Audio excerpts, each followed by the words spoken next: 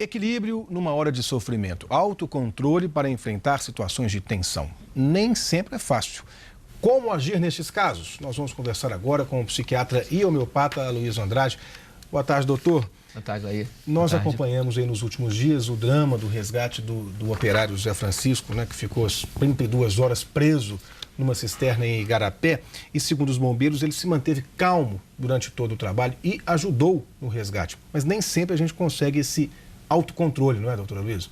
Sem dúvida, Laí. Podemos até dizer que o autocontrole é um dos grandes sonhos de consumo do ser humano. Todos nós gostaríamos de ter um controle sobre as nossas reações. Infelizmente, na prática, o que acontece é que a maior parte de nós reage de uma forma instintiva, imediatista e muitas vezes descontrolada, né, Laí? Então, o autocontrole envolve não uma pessoa que fica travada, que o tempo inteiro ela não tem a espontaneidade, mas o autocontrole é exatamente naquele momento em que a vida te exige mais do que normalmente e que você precisa se desdobrar, precisa de ter uma capacidade além da usual a de todo dia. Mas o senhor diria que todos nós somos descontrolados numa situação dessa? Eu não me imagino 30 horas presa num túnel, eu ficaria bastante nervosa.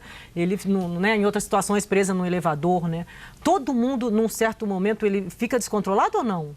A tendência, Isabela, é de reagirmos de acordo com os instintos e com o temperamento da gente, né? Então, essa reação no curto prazo, ela tende a ser uma reação de uma máquina automática que já tem aquela programação, ou seja, diante do perigo, o medo, diante da provocação, a sensação de raiva, de ódio, né?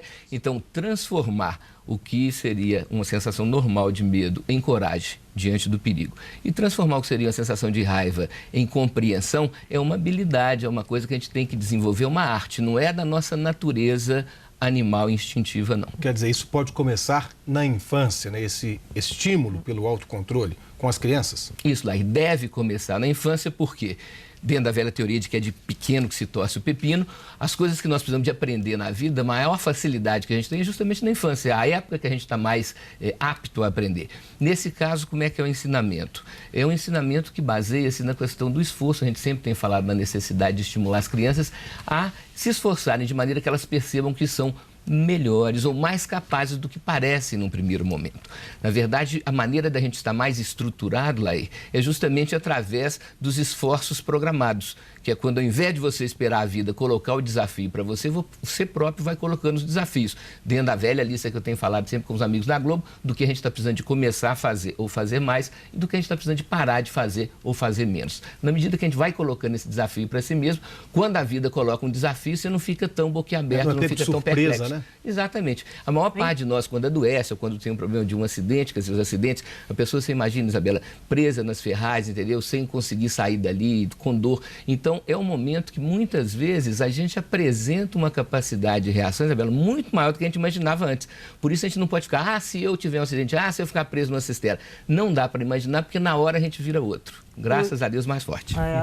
E o senhor sugere que na hora a pessoa pense em alguma coisa, respire, pense em que está em outro lugar? Qual é o conselho do senhor?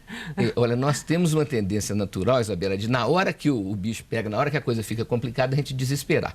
Então, são dois fatores complicados. O fato em si, que é o desafio, que é a coisa difícil, e o nosso desespero.